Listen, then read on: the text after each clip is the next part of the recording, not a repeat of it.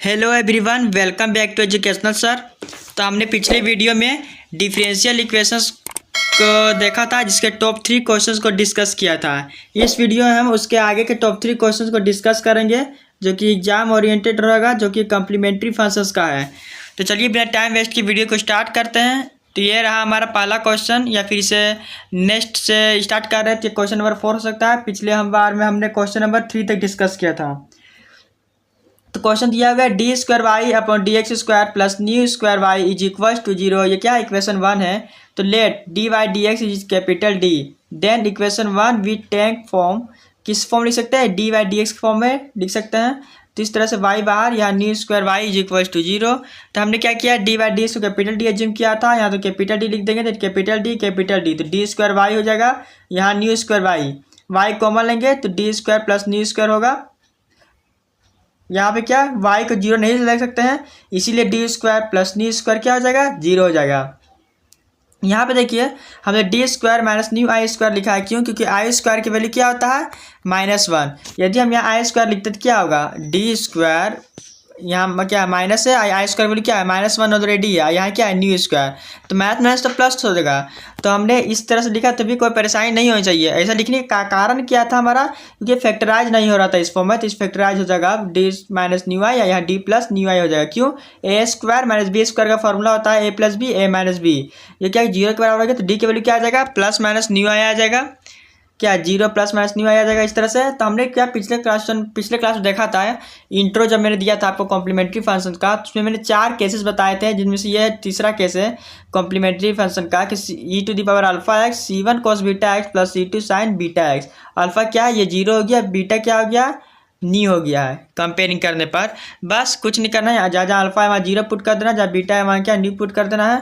तो यहाँ c1 cos new x हो जाएगा, c2 sin न्यू एक्स हो जाएगा। ई टू दी पावर 0 की वैल्यू 1 होता है। तो फाइनली हमारा आंसर हो जाएगा c1 cos new x plus c2 sin new x. ये होगा, this is the required solution. Question number 5 है, डी क्यू के फॉर्म में दिया हुआ है, D cube Y upon D X cube minus 2 D square Y upon D X square plus 4 D Y upon D X minus 8 Y is equal to 0। सभी में question में एक ही फॉर्मेट है, एक ही मेथड है कि इसे इक्वेशन 1 लेट करना है। Let D Y D X capital D.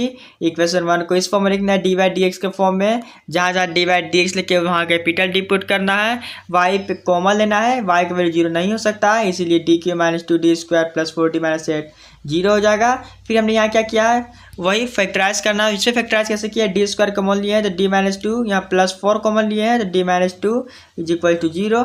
यहाँ पे देखिए डी स्क्वायर प्लस 4 है, तो यहाँ हमने पिछला बार अभी तुरंत ही पीछे क्वेश्चन किया था हमने, उसी प्रकार यहाँ भी करना है कि डी स्क्वायर यहाँ कर देंगे माइनस 2i का स्क्वायर। आई स्क्वायर वैल्यू -1 होता है, तो यहाँ +1 हो जाएगा, तो यहाँ 2 यानी 4 हो जाएगा। तो वही हमने लिखा है डी स्क्वायर प्लस 4 को ही हमने D square minus 2i square के फॉर्म में लिखा है, क्योंकि वो फैक्टराइज नहीं हो रहा था। आप देखिए यहाँ फैक्टराइज हो जाएगा, यहाँ डी माइनस 2 है, डी माइनस 2 का डी रखेंगे।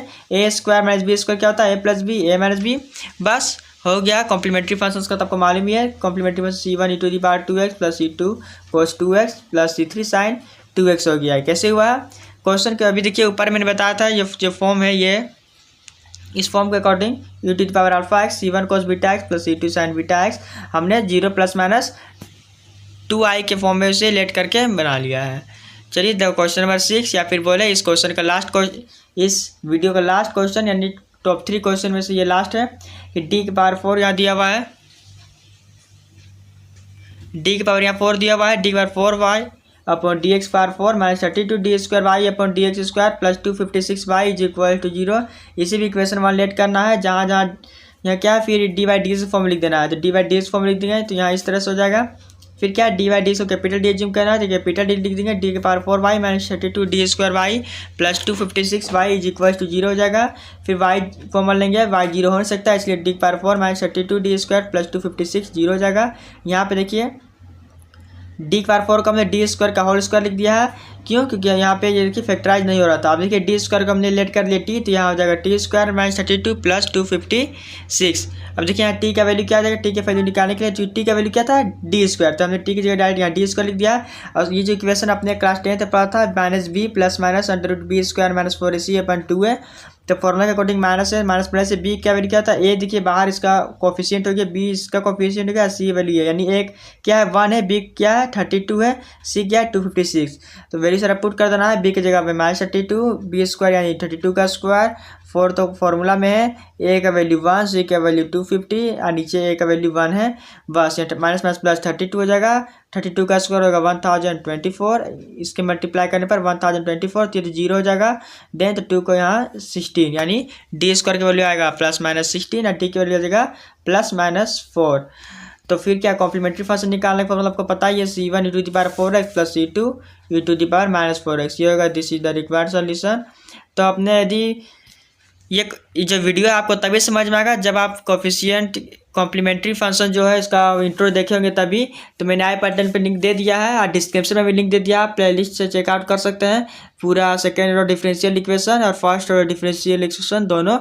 तो चलिए वीडियो अच्छी लगी तो लाइक करें, शेयर करें और चैनल को सब्सक्राइब जरूर कर लें। मिलते हैं अगले नेक्स्ट वीडियो के साथ जिसमें आप डिस्कस करेंगे particular integrals. Thanks for watching this video.